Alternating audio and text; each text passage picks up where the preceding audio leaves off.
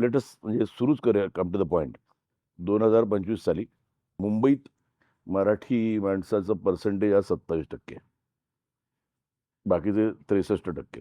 किती वर्ष लागतील मराठी मुंबईतनं नामशेष व्हायला? मुंबईतला मराठी नामशेष नाही होणार. मुंबईवरचं मराठी जी छाप आहे, ती पुसली जाऊ शकत नाही आणि पुसायची कोणी हिंमत पण करू नये. मराठी माणूस अ, अ, बेसावध आहे.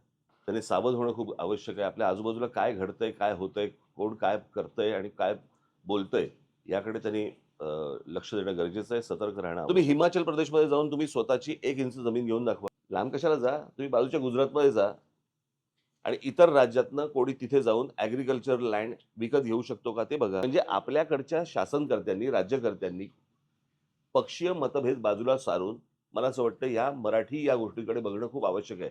नुसते भाषा दिवस साजरा करणं आणि अभिजात भाषेचा दर्जा मिळणं याने फक्त मराठी नाही राहणार आहे. महाराष्ट्र म्हणजे कुणी यावं आणि टिचकी मारून जावं तसं. मला वाटतं मुंबईची कॅपॅसिटी एक फुगा असेल ना, फुगवतो त्याच्यात, तर तो फुगा फुटतो ना. राज्यातल्या लोकांनी या गोष्टींचा विचार करणं गरजेचं आहे. जाऊ तुम्ही पश्चिम बंगालमध्ये जा. हं. लोक बंगाली म्हणून उभे राहतात. काय होतं मराठी माणूस हा एकत्र येऊ नये याच्यासाठी अनेक लोकांचे प्रयत्न सुरू आहेत. आणि तो एकत्र येताना दिसला, की त्याला पहिल्यांदा जातीमध्ये फोडतात. की एकदा जातीत विभागला गेला, की हा कधी मराठी म्हणून एकत्र येणार नाही. सर्व बाजूनी महाराष्ट्र हा मोठाच होता आणि मोठाच आहे. कोणत्याही राज्यात गेलात तरी तो माणूस त्याच्या स्वतःच्या अस्मितेवरती एकत्र येतो. नाही काय आहे त्याचा इतिहास तुम्ही जर नीट समजून घेतलात ना तुमच्या लक्षात येईल, की काय चालू आहे आता आपल्या आजूबाजूला. हे काय जमिनी घेत आहेत. हे बघा जमीन जाणं म्हणजे तुमचं असं आहे ना मराठी माणसाच्या अस्तित्वावरती वरवंटा फिरवून जर समजा प्रगती होणार असेल ना, तर ती नको प्रगती आम्हाला. प्रत्येक वेळेला बाबा मराठी माणूस माणसाला सतत का सांगावं लागतं? अरे बाबा बघ जरा, आजूबाजूला काय चाललंय जरा बघ. मुंबई हे नाव झालं की नाही. पण तो मुंबईला कधीच मुंबई म्हणाला, तो बॉम्बेच म्हणाला. करेक्ट. याचं कारण आपली लोकं पण बॉम्बे म्हणतात. मुंबई का? कशासाठी? तर ह्या 7 बेटांवरती एकच मंदिर होतं मुंबादेवीचं आणि हो. मराठी माणूस देवीला आई म्हणतो. तर ज्यावेळेला बाहेर सगळे लोकं ज्यावेळेला जायचे मंदिरात चाललाय, तर कुठे चालला रे? नाही मुंबईला चाललो. त्यांना बोलता येत नाही म्हणून तुम्ही का बदलताय? आपल्या लोकांनी ह्या गोष्टींचा विचार केला पाहिजे, की नाही या शहराचं नाव मी मुंबई असंच याच्यापुढे म्हणणार. कोणी किती काही म्हणू देत. पण प्रत्येक वेळेला काय इंजेक्शन द्यायला लागतं का रे? जागे राहा म्हणून. आपल्या सभोवताली काय चाललंय हे बघायला नको का तुम्हाला? पण ज्यांच्या विरोधात मी तुमचा स्वाभिमान जागवायचा प्रयत्न करतोय, ती माणसं तुम्हाला हसतायत. मी काय बोलतोय हे आज नाही कळणार. हे कालांतराने समजेल, की राज ठाकरे बोलत होता ते बरोबर बोलत होता. त्याला वेळ वेळ निघून गेलेली आहे. पण मराठीच्या बाबतीत मी कोणापुढे सरेंडर नाही होणार. मला असं वाटतं, की आपल्या भाषेबद्दल आपण काय आहोत नेमके, आपण काय होतो, आपण कसे घडलो, हे मराठी ही गोष्ट कशी उभी राहिली, आपल्या लोकांनी काय-काय आजपर्यंत त्याग केलेला आहे, बलिदान केलेलं आहे किंवा ज्या प्रकारचे प्रयत्न केलेले आहेत, हे प्रत्येक मराठी माणसाने पाहणं गरजेचं आहे, की ज्याच्यातनं आपण उभे राहिलेलो आहोत. मग पुढे छत्रपती आमचे आलेच. पुढे छत्रपती संभाजी आले, बाकीचे सगळीच लोकं आली. आमचे साहित्यिक आले, आमचे संत आले.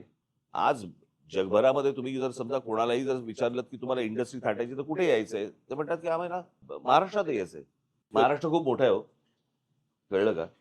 या महाराष्ट्राच्या अस्तित्वासाठी, मराठी माणसाच्या अस्तित्वासाठी ही भांडणं आणि हे वाद आणि ह्या सगळ्या गोष्टी अत्यंत क्षुल्लक आहेत.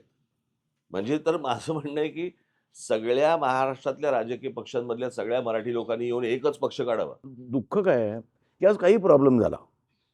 म्हणजे मराठी पाट्या म्हणा, टोल म्हणा, मराठीचा कुठे वापर होत नाही, कुठल्या त्या कॉमेंटरी म्हणा किंवा मराठी माणसाच्या नोकरीत काही प्रॉब्लेम झाला, तिकडे त्याला काही प्रॉब्लेम झाला. तिकडे सगळीकडे मनसे लागतील. ते प्रॉब्लेम सॉल्व्ह करायला मनसे लागतील. मग म्हणजे मराठी माणसाने या गोष्टींचा विचार करणं गरजेचं आहे. ज्या गोष्टी मी बोलू इच्छितो, करू इच्छितो, हा विषय फक्त डेव्हलपमेंटचा नाही नाहीये. तूच करू शकशील ते. म्हणजे हां, तुझंच मी परत ऐकतील मी मी हे मी म्हणतोय. परत तेच सांगतो ना, हा विषय फक्त डेव्हलपमेंटचा नाहीये. मला जे महाराष्ट्र जो हडपण्याचा जो प्रकार जो मला दिसतोय चहूबाजूनी, सगळ्या बाजूनी, मला असं वाटतं की त्याच्या विरोधामध्ये मी ज्यावेळेला बोलीन त्यावेळेला हे सगळे पक्ष मला किती साथ देतील मला माहिती नाही. मला मुंबईला सांगा एक हे तुम्ही होईल. किती वर्ष लोकांना पुतळे दाखवणार होता तू? छत्रपती शिवाजी महाराजांचं खरं काय म्हणू ज्याला स्मारक म्हणू ते त्यांचे गडकिल्ले आहेत. गडकिल्ले आहेत. मग ते सगळ्यात मोठं अट्रॅक्शन मग नाही का ते होणार? पण करता येतील ना पण अहो सायमल्टेनियसली. पुतळे तर नाक्या-नाक्यावरती आहेत आपल्याकडे सगळ्यांचे. टुरिस्ट अट्रॅक्शन म्हणून तुम्हाला करायचं असेल तर या गडकिल्ल्यांवरती जा. गडकिल्ले बघा. तुम्हाला ते गेल्यानंतर तिकडचा इतिहास ऐकल्यानंतर तुम्हाला कळेल की बाबा आमच्या महाराजांनी काय केलं. ज्या आमच्या छत्रपतींनी खरं तर हा म्हणजे आता मी काल कुठच्या तरी ICSE का काय ते तुमच्या शाळा असतात काय CBSE आणि ICSE. शिवाजी महाराज शिकवले जात नाहीत आमच्याकडे. आणि त्याच्यामध्ये तुम्हाला छत्रपती शिवाजी महाराज शिकवता येत नाहीत. म्हणजे ज्याला आपण क्रांतीचा उगम ज्याला म्हणतो आपण या हिंद प्रांतातला, त्याचा इतिहास तुम्हाला सांगता येत नाही. फ्रेंच रेव्होल्युशन शिकवताय तुम्ही. आम्हाला काय चाटायचं ते?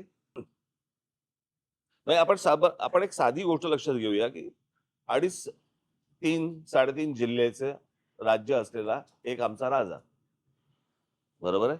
आणि एवढं मोठं साम्राज्य असलेला एक औरंगजेब. तिथून आमच्या राजाला मारायला औरंगजेब राजा आहे ना तो.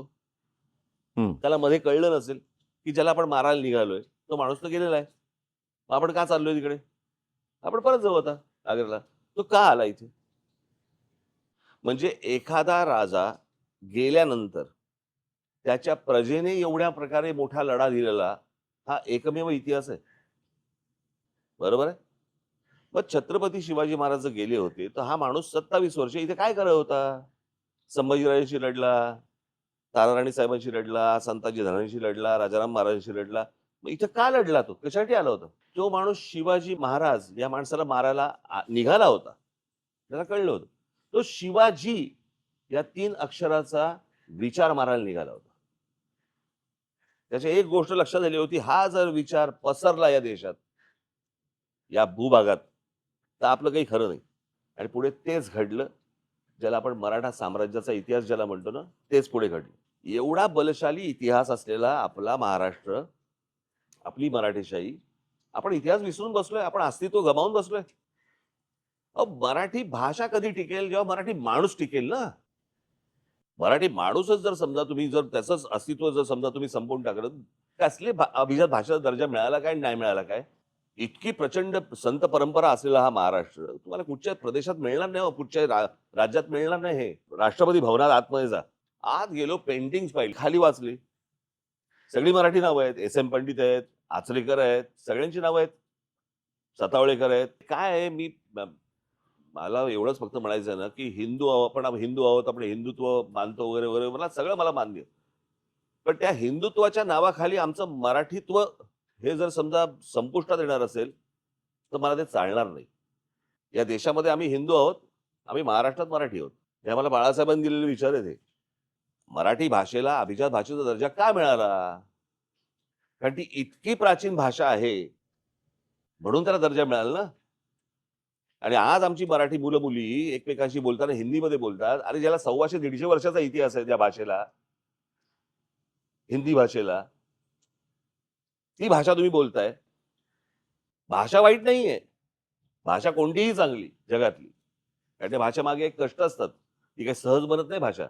नाही बोला की, माझं म्हणणं हिंदी बोला, इंग्लिश बोला, पण 2 मराठी माणसं जेव्हा समोरासमोर येतात ना, दोन गुजराती आले की ते गुजरातीत बोलतात. दोन मराठी एकत्र आले की मराठी नाही बोलत अशातला भाग नाहीये. पण बरेच आता खूप कमी झालंय. म्हणजे आता पण आपल्याच लोकांना याचं कारण आपण कोण आहोत, आपण कोण होतो, आपण कशामुळे आहोत हे माहितीच नाही. मला एका कार्यक्रमामध्ये सयाजी शिंदे ते फार छान बोलले.